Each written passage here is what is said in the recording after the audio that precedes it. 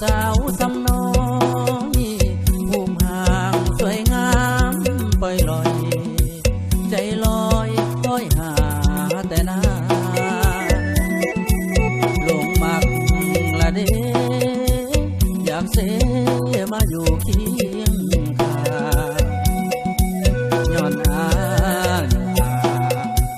ญาตินางบ่มีเยื่อใยหากพบกับอายเจ้าได้สิอยากได้อายได้อ้าวเด้อนางได้แฟนเคียงข้างได้สามีสิ่งที่สำคัญคนคืออายฮักจริงอีหลีขับเอาอายมาเป็นสามีซอยอายแน่ตีซอยอายลงทานร่วมสร้างตำนานมากันนอลาพ้องหักให้มันกองโลกาเอาจนเทวดาจะเบื้องฟ้าเพื่อเลี้ยวมาเบิ่งหักให้เป็นตำนานจนจะยมที่บ้านเพื่อเห็นความเลิกซึ้งคงคู่อยู่ไปจนถึงชั่วฟ้าดินสูญสิ้นสลาย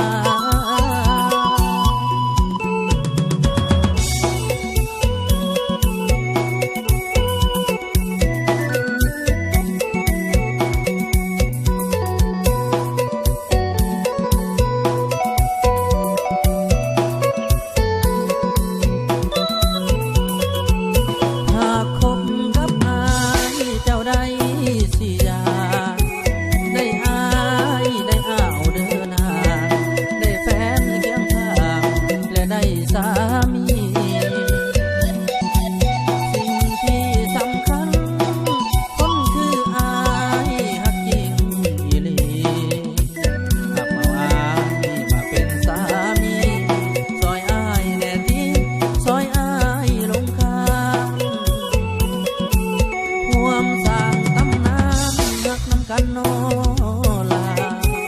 พ้องหักให้มันกองโลกาเอาจนเทวดาเบิ่งฟ้าเพื่อเลี้ยวมาเบิ่งหักให้เป็นตำนานจนจะยมที่บ้านเพื่อเห็นความเลิกซึ้งคงคู่อยู่ไปจนถึงชั่วฟ้าดินสูญสิ้นสลาย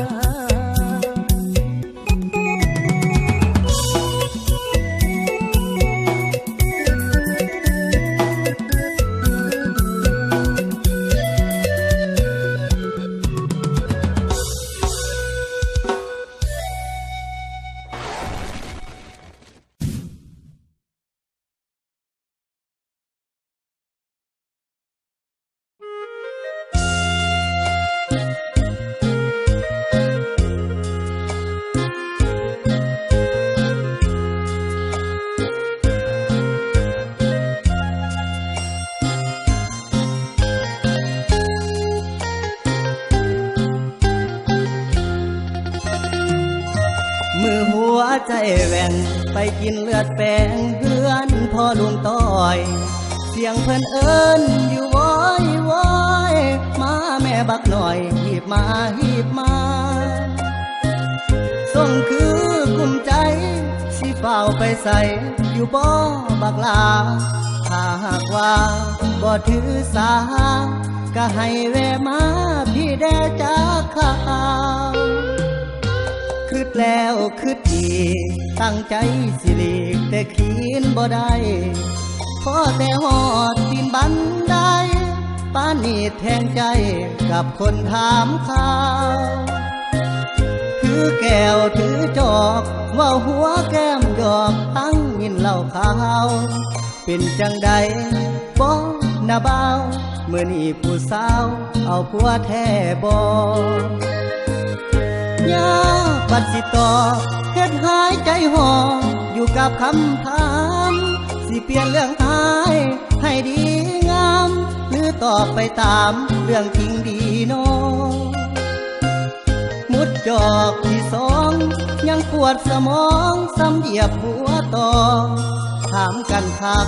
แท้เด้พอเลือดแป้งคาคออิ่มท้องกับพี่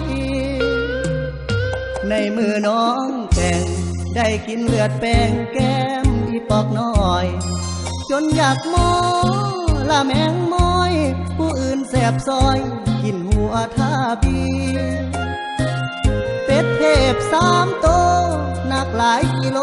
ทั้งต้มทั้งจี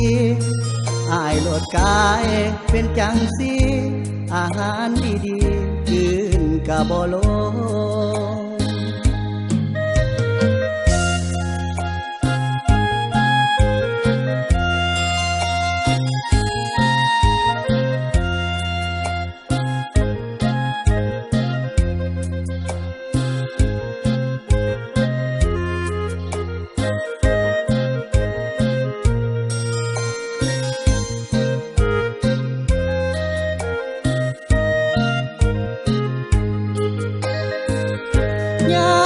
บัดสิต่อ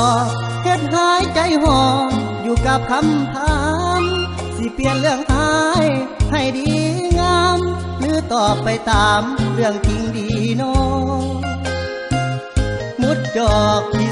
2ยังปวดสมองซ้ำเหยียบหัวต่อ